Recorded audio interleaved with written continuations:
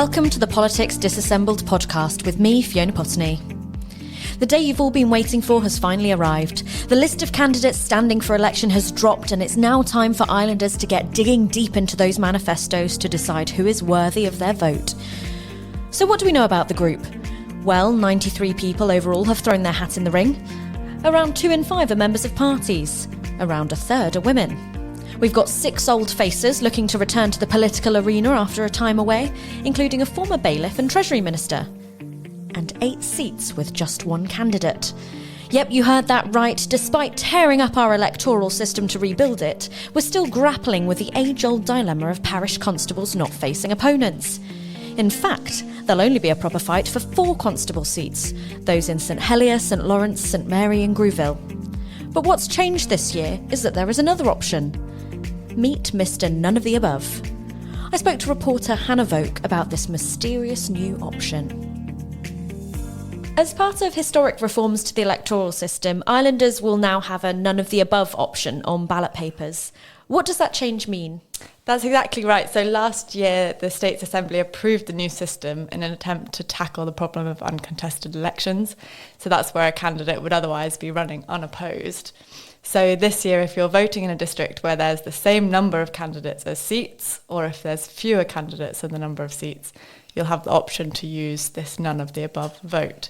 And that means that you can indicate if you don't want to choose any of those candidates. For example, if you're in a district where there's only 1 candidate standing for a vacancy, or if there's 4 positions but only 3 candidates running, then the ballot paper will have that option. So why was the change introduced, and are there any other legislative changes that have been put in place after the shake-up of the electoral system? In previous elections, a number of constables and some deputies were elected unopposed as there was only 1 candidate standing, and this obviously led to some criticism of the electoral system and frustration among voters. So this idea was initially put forward by Constable Karen Shenton-Stone, and she wanted to make sure that Islanders had the final say in the election, regardless of how many candidates there were. And so if there aren't enough candidates to fill seats in a district, there's also now the option to extend the nomination period by 2 days. But if there's still not enough candidates, the vote still goes ahead with the none of the above option. That's not a problem this time around, but of the 93 candidates running in this year's election, 8 of those are running for constable positions uncontested.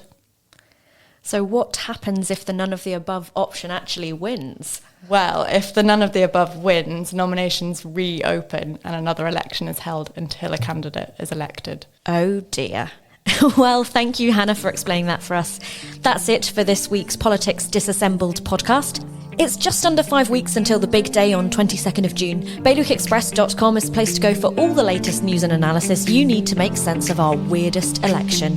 The best way to keep up to speed is by signing up to our free daily news email. And there'll be more podcasts coming your way, so don't forget to subscribe to Bailiwick Podcasts on Spotify, Apple or your preferred provider so you don't miss out. Catch you next week.